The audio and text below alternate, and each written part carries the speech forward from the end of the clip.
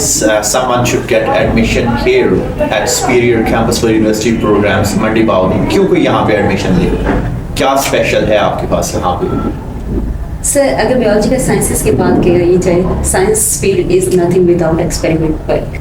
तो हमारे इस कैंपस के अंदर एक्सपेरिमेंट वर्क पे बहुत ज़्यादा फोकस किया जाता है। We have well established lab, botany lab separate है, zoology लैब सेपरेट है। इसी लैब के अंदर हम हर वीक स्टूडेंट को ले जाते हैं, उन्होंने प्रीवियस जितना भी पढ़ा होता है उसको एक्सपेरिमेंट वर्क के थ्रू परफॉर्म करते हैं।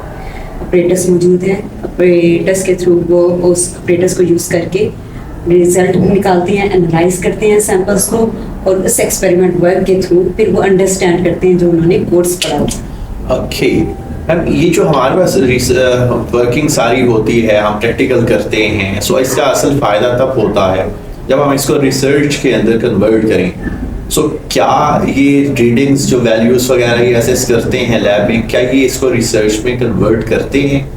सर, एक्सपेरिमेंट वर्क के अलावा रिसर्च वर्क पे भी हम फोकस कर रहे हैं। रिसर्च वर्क में अगर बात की जाए तो अभी रिसेंट एडीएस के बच्चों ने ही फील्ड को विजिट करके वहाँ से सैंपल को कलेक्ट किया है, उसको लैब में लेके उन्होंने एनालिसिस किए हैं। सॉइल एनालिसिस अलग किए हैं, वाटर एनालिसिस अलग किए हैं, और प्लांट्स की एनाटॉमी, फिजियोलॉजी और मॉर्फोलॉजी उसकी सेपरेट। मेन फोकस हमारा एक्सपेरिमेंट वर्क पे भी के साथ साथ रिसर्च वर्क पे भी है, और इस रिसर्च वर्क को उन्होंने पूरा कंप्लीट काम करके उस पर फिर राइटअप भी किया है, उसको एक पेपर की शक्ल में भी दिया है, और उस पेपर को उन्होंने एक कॉन्फ्रेंस के अंदर प्रेजेंट भी किया है।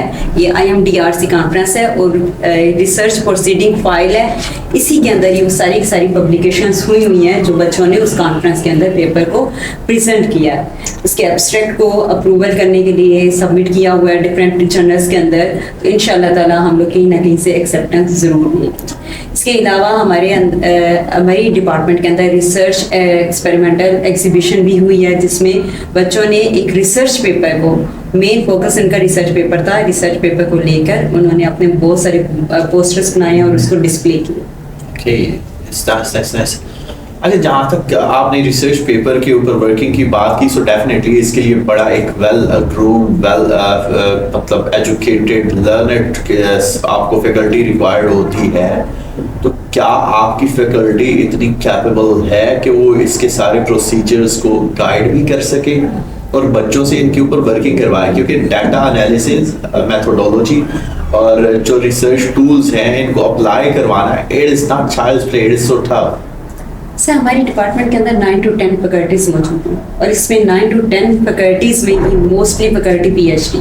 आई एम आल्सो PhD बॉटनी, मेरी स्पेशलाइजेशन बॉटनी फील्ड के अंदर है, और इसके अलावा कुछ हमारी फैकल्टी MPhil हैं, but all are the experienced. So अल्हम्दुलिल्लाह we have a well specialised faculty.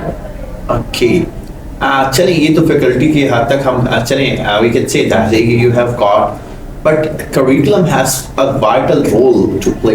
हमारा जो निसाब होता है वही हमें रहनुमाई करता है कि हम किस जानिब जाएंगे। तो आप यहाँ पे कौन सा निसाब लेके चल रहे हैं बच्चों के लिए, और वो किस हद तक मौसर है?